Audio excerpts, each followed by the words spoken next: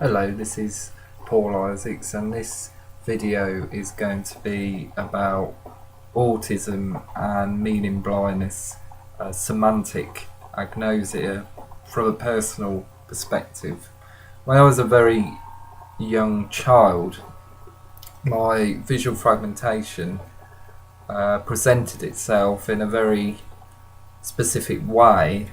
So when I used to look at things, I've done a video on my YouTube channel about object blindness, only see things in pieces. But what also sort of tailed off from that is not actually understanding the meaning, i.e. the semantics of what I was actually looking at, or my visual field. And the way in which I used to map out the world, which I saw in such a distorted way, was very much kinesthetic. So it kind of makes sense if you're seeing things in bits and you're also meaning blind as well. The way in which I used to work out the world was through my hands.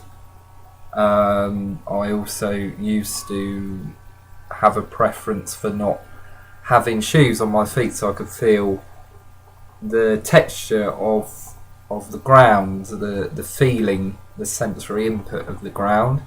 I used to move around objects with my hands, so I'd use my hands, use my cheeks. I would mouth, so I'd mouth along surfaces. I'd also use my tongue, and it was a way of actually compensating. It's a compensatory sensing system. If my visuals are so fragmented, I'm going to use another system of gaining meaning around the world and around my visual environment. And that went on for many years, and I still have this now, but I've learned to put the brakes on it.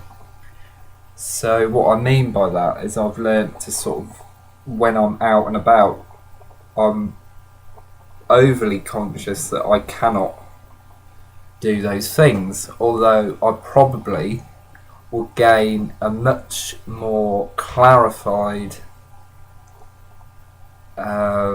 representation of where I am through doing all those kinesthetic ways of gaining meaning in the world in which I'm living in, and gain a better perception of it. What I will say though is, like on my previous video about face blindness, the Irlen Lenses have helped with me not only gaining a sort of generalised whole of objects, but also beginning to acquire comprehension and meaning. I can remember when I put the glasses on, I think I've mentioned this in another video, I looked out the window and I said the tree's got a middle bit, and I know that sounds like a very strange comment to make, but what I was actually gaining is the meaning that it was a tree and the semantics of that, and I could see it for what it was, and that was very interesting to see how different my system was without these lenses. So with all this information I've said, if you're noticing, this is for people who are in education, who are observing children like this, who may be non-verbal and they're doing this very kinesthetic stuff, be aware there's a very strong neurological reason why they are doing it, and it's about, to put it simply, graphics card at the back of their head is not working efficiently enough, and they're using a different system to work out the world. And be aware that that system is helping them get meaning, because they cannot, like myself, get meaning from just by simply looking at something. They need to touch it, they need to feel it, they need to explore it in a different way to gain the semantics of something. Is it rough? Is it smooth? What does it smell like? You know, does it hurt? Doesn't it hurt? How does it connect with something else? Is there more connections within it? Because you can do that, can't you? You can just feel it, go through it, you see? So you're getting a whole of what it is through this, your senses, rather than your eyes. And I have observed a lot of children who are like that and are using a very specific system of understanding the world around them, and it's nothing to be frightened of or scared of from an observational point of view. In fact, it's something to actually admire, that they're actually figuring out that there's another way of exploring the world. And be aware that if you're living in a world with no meaning visually, you need to find out a sort of way of obtaining meaning through a different sense, and then therefore a different system.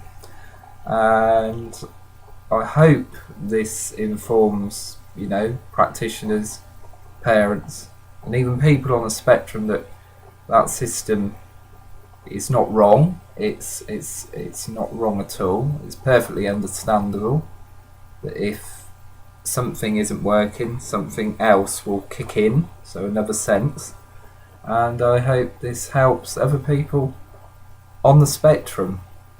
I can remember a funny story of me actually putting, not literally a house on my head, and it was a cloth house made out of some felt, and my mum observed me outside the window, outside the kitchen window, I was in the back garden, just putting this felt house on my head, and it's sensory, I had to explore the object in a different way.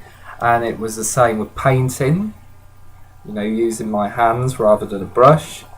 And I had some very interesting and fun times, and still do, with that way of exploring the world. It's very interesting. Thank you very much for listening. Thank you.